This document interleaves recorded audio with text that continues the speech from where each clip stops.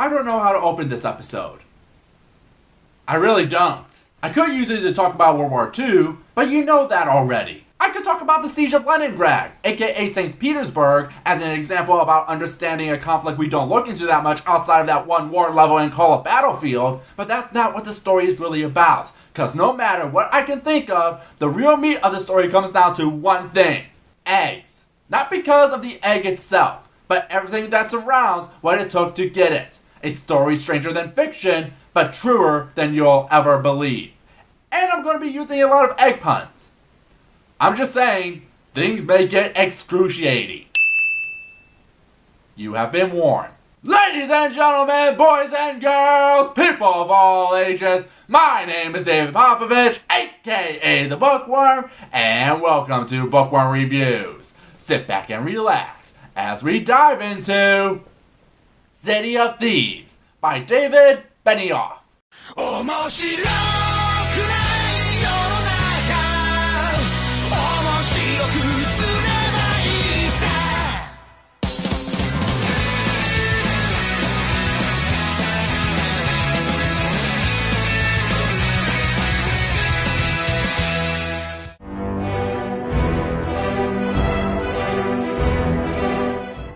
So a little background. This story is both true and not. You see, the writer David Benioff was told to write a quick autobiography about himself for a screenplay magazine, but he realized his life was, for lack of a better word, boring. Just a standard life with nothing really interesting outside of writing a few books and screenplays. One of which was X-Men Origins Wolverine, which I want to hate him for cause that movie was simply awful. But he's currently working on Game of Thrones, so it balances out.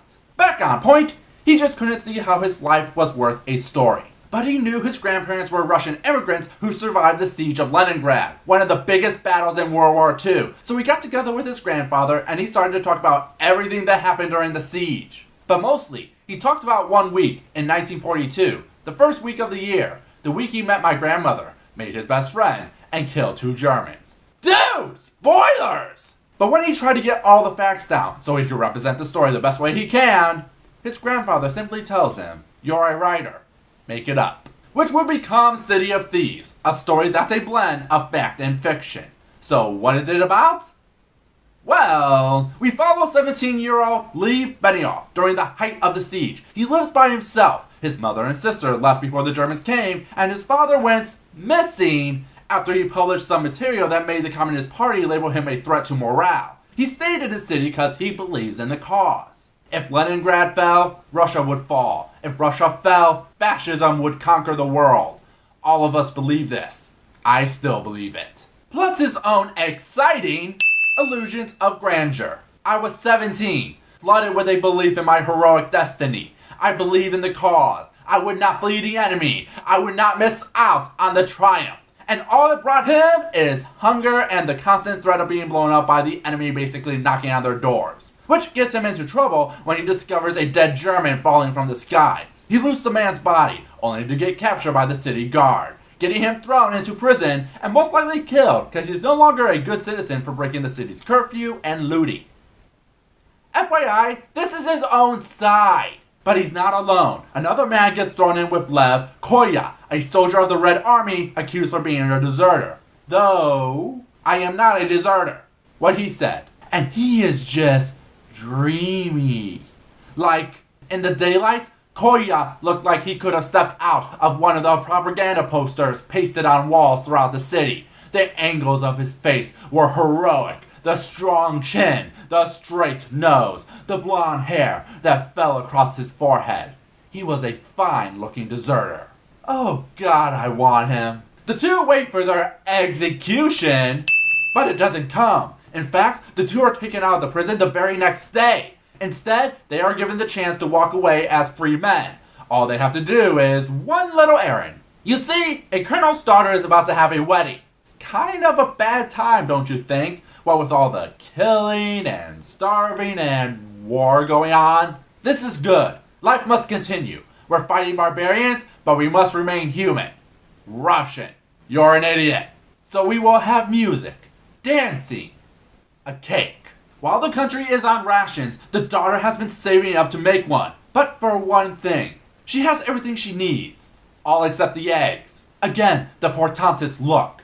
Eggs, said the Colonel, are hard to find. All Koya and Lev have to do is get 1 dozen eggs by the end of the week. It will be hard since, war, but the Colonel believes you can find anything in Leningrad if you find exactly the right fellows. I just need the right fellows to find it. A pair of thieves. And if they fail, well, no one's going to miss 2 thieves now, are they? So here they are, a deserter and a looter forced to take on a simple task in the most impossible scenario. Fate has shoved us together. That seemed beyond argument. Until Thursday, we were married. In holy egg-ramoni.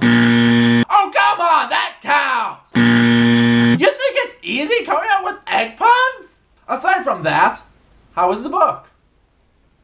Oh my god, it's amazing! There is so much that works in the book. First, this is a funny book.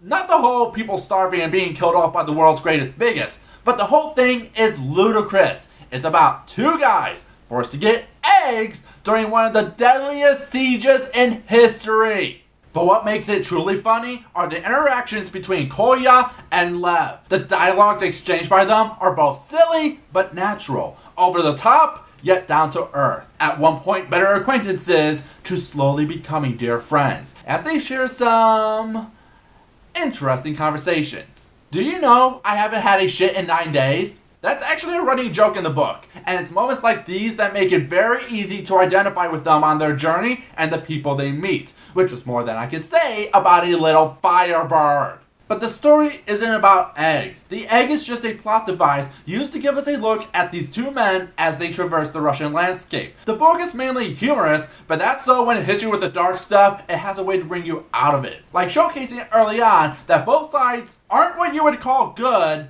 just a lesser of 2 evils. Remember, the main conflict of the book is brought on by Lev's own side. It will also showcase examples of how people survive on low rations and crappy food, and the lengths they will go to. Yeah, it gets really dark very fast. And it doesn't stop there. The book covers a lot of territory, like when our heroes meet the partisans, basically Russian rednecks fighting the Nazis in Glorious Bastard style. And let's not forget the Nazis. Halfway through, Lev and Kolya realize that they need to cross into enemy territory if they ever want to find the eggs. And that means when they come across Nazis, and yeah.